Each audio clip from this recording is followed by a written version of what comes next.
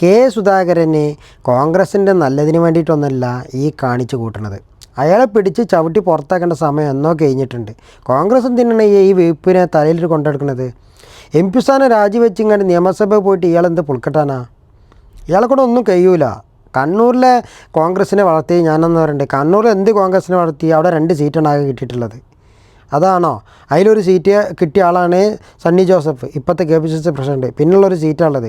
പോയി പണിയാക്കാൻ പറയും, ഒറ്റ ചവിട്ട് കൊടുക്കുക, എന്നിട്ട് പുറത്ത് പോകാൻ പറയും. അയാൾ എന്നായാലും അയാൾ BJPയിലേക്ക് പോകും. അതിന് മുൻപ് കോൺഗ്രസ് അയാളെ പുറത്താക്കിയിട്ട് അയാൾ BJP പോകുമ്പം നമുക്ക് അങ്ങനെയെങ്കിലും പറയാം, ഏത് നമ്മൾ ചവിട്ടി പുറത്താക്കി പോയ ആളല്ലേ, ഞങ്ങളെ വീപ്പായിരുന്നു, ഇനി നിങ്ങൾ ചുമന്നോ എന്ന് പറയാം. അല്ലാതെ ചക്കക്കുരു നല്ല വിറ്റമിനുള്ള സാധനമൊക്കെ തന്നെയാണ്. പക്ഷെ അത് ചെമ്മീൻ കറിയിലിട്ട് കഴിഞ്ഞാലുണ്ടല്ലോ, ചെമ്മീൻ കറിയിലിട്ട് കഴിഞ്ഞ് കഴിഞ്ഞാൽ ചെമ്മീൻ്റെ ടേസ്റ്റ് പോകുന്നത് മാത്രമല്ല, അത് നമ്മൾ കഴിച്ച് കഴിഞ്ഞ് കഴിഞ്ഞാൽ ഗ്യാസ് നിറഞ്ഞിട്ടുണ്ടല്ലോ, വയറിന് അസ്വസ്ഥത ആയിരിക്കും. പിന്നെ എന്നാൽ പുറത്തേക്ക് വിടാമെന്ന് വിചാരിച്ച് കഴിഞ്ഞാലോ നാറിയിട്ട് നിൽക്കാൻ പറ്റില്ല. അതാണ് ഇപ്പോഴത്തെ സുധാകരൻ്റെ അവസ്ഥ. സുധാകരനെ വേണ്ടാന്നേ, അയാൾക്ക് ഇനിയും 3 കൊല്ലം ബാക്കിയില്ലേ MP സ്ഥാനായിട്ട്.